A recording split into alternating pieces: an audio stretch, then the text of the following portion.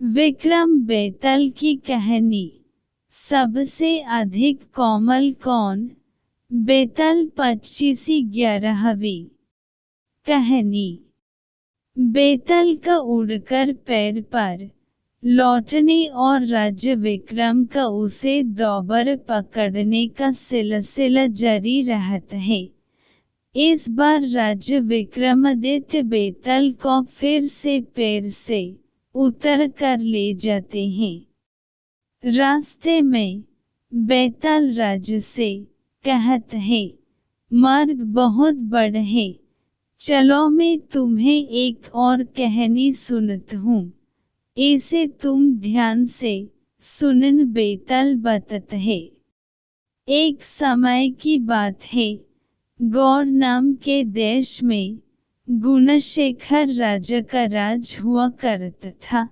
राजा इतना बलवान था कि उसकी चर्चा दूर दूर के राज्यों तक फैली हुई थी। उस राजा की 3 सुंदर बेटियां थीं। तीनों इतनी कोमल थीं कि राजा को अक्सर उनकी चिंता लगी रहती थी।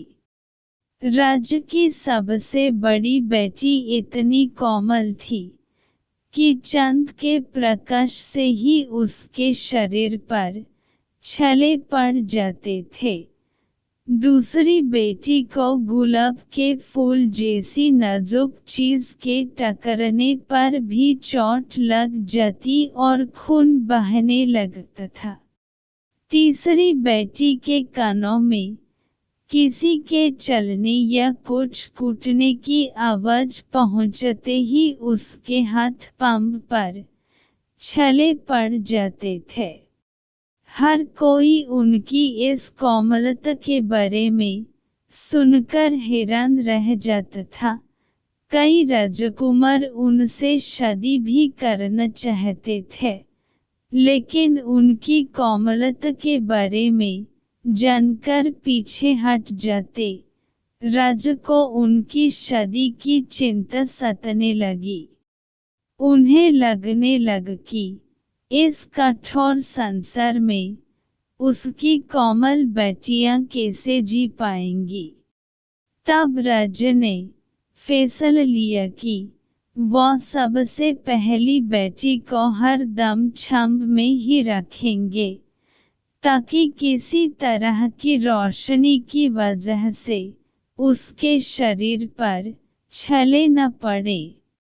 राजा ने दूसरी बेटी को हल्के कपड़ों और गहनों के साथ ऐसी जगह रखने का फैसला किया जहां कोई भी चीज उससे न टकराए। राज ने तीसरी बेटी को ऐसी जगह रखा जहां किसी की भी आवाज न पहुंच पाए। इसी दौरान एक पड़ोस के राज्य का राजकुमार उनकी कोमलता के बारे में सुनने के बाद गौड़ देश पहुंच गया। उसने सबसे पहली राजकुमारी के चेहरे को गुलाब के फूल का स्पर्श कराया, जिससे राजकुमारी के चेहरे पर घाव के निशान बन गए। राजकुमार हैरान रह गया। इसके बाद उसने दूसरी राजकुमारी को चांदनी रात में बाहर जाने को कहा, लेकिन जब राजकुमारी ने मना कर दिया, तो वो उसे खिड़की के पास ले गया, जहां चांद की रोशनी पड़ रही थी। चांद की रोशनी राजकुमारी पर पड़ते ही उसके शरीर पर छाले पड़ गए। अगले दिन राजकुमार ने सभी लोगों से मसल कूटने के लिए कहा, जिसकी आवाज सुनकर सबसे छोटी राजकुमारी बेहोश हो गई। इतनी कहानी सुनकर बेताल एकदम चुप हो गया और राजा विक्रम से पूछा, महाराज ये बताइए कि इन तीनों राजकुमारियों में से सबसे अधिक सुकुमारी व कोमल कौन सी है?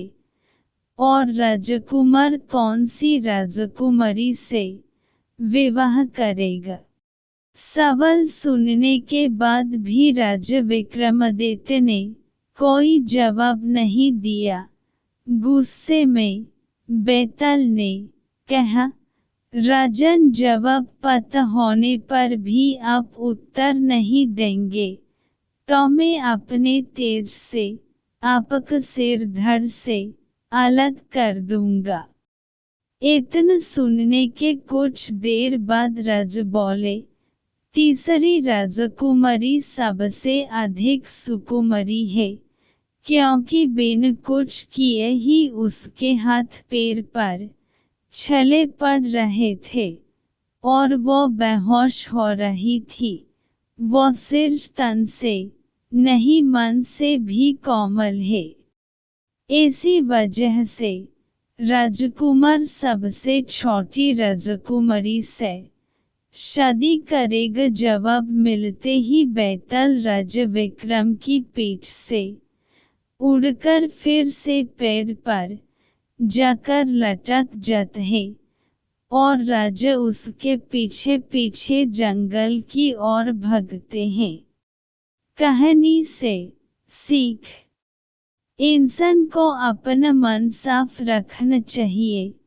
साफ मन वाले लोग दूसरों के दुख को पहचान लेते हैं।